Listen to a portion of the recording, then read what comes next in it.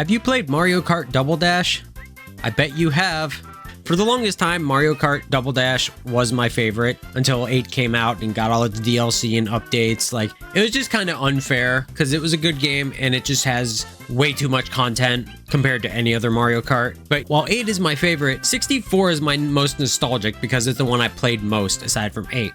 But Double Dash is the one that's just, there's something about it. It's just special. Like, every Mario Kart has something that makes it unique, you know? Double Dash had the 2 characters, Mario Kart Wii had the motion controls, 8 had the anti-gravity, 7 introduced hang gliders and the underwater sections. Double Dash was just different. Instead of doing something that changes up how the tracks go with like 7 and 8, this one was like, give you 2 characters. You didn't just pick one character or one set, you could pick any 2 characters. And each character had their own, you know, special item that they could get from a question mark block. And when you pick 2 different characters, you can have access to 2 different special items.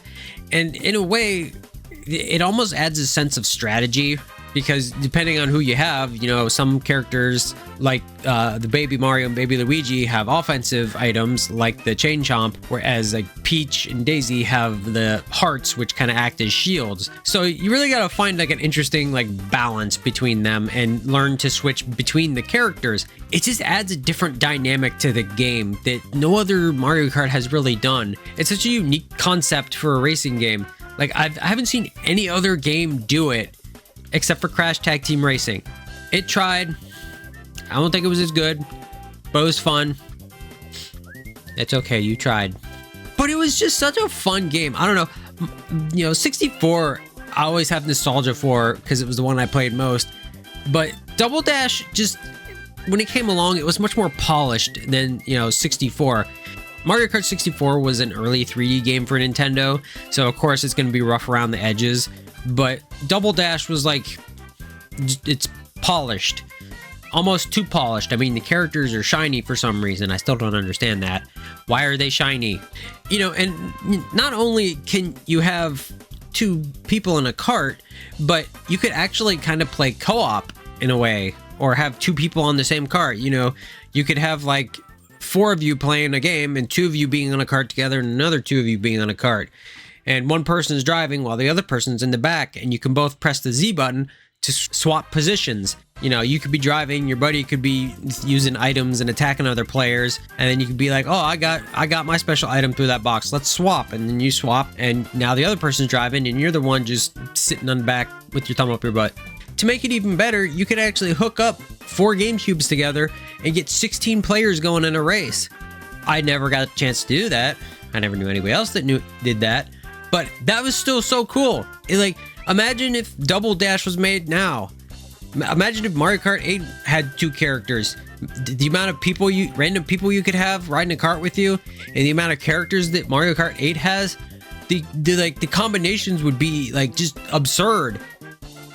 I really wish they just revisit Mario Kart Double Dash. I want Double Dash 2.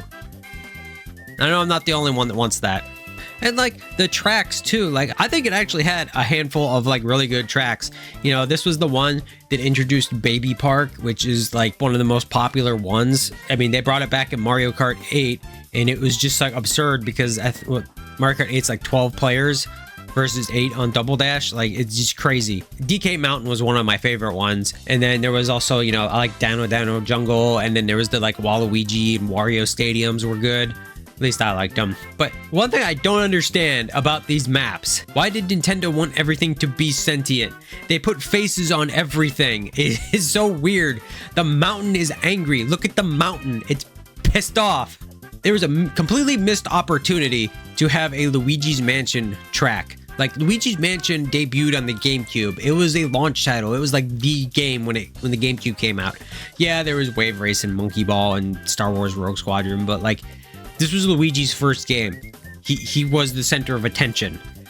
But that's besides the point. Prior to Double Dash, we only had like 8 characters in a Mario Kart game. And this upped it to 20, and you could pick 2 at a time.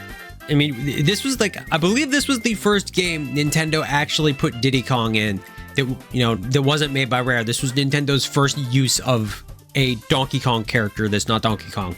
We also got first timers like in Mario Kart, like Waluigi, Toadette, King Boo, PD Piranha, you know, just to name a few. And then unfortunately, just with Mario Kart in general, I've never really gotten into the battle mode. I mean, not that I dislike it, I just rather race.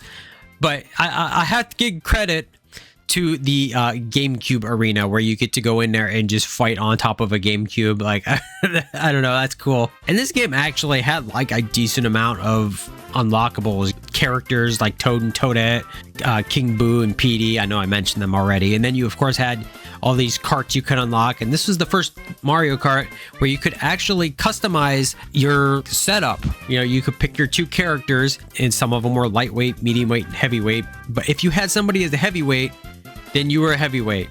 But if you had 2 smaller characters, then you were considered a lightweight. And like the carts were so cool. I always liked using like the smaller characters just so I can use the barrel train. I don't know, I like it. I think it's just funny looking.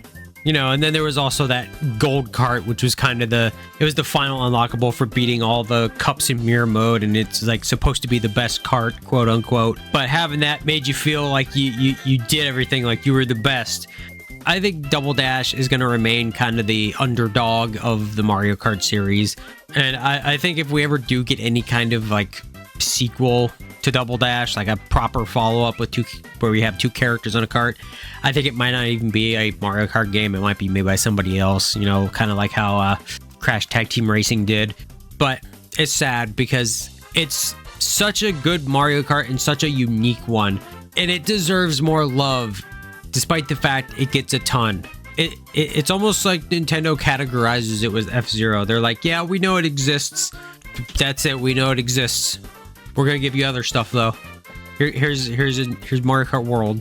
You know, to top it off, I did get the one with the bonus disc, which has some like demos and videos.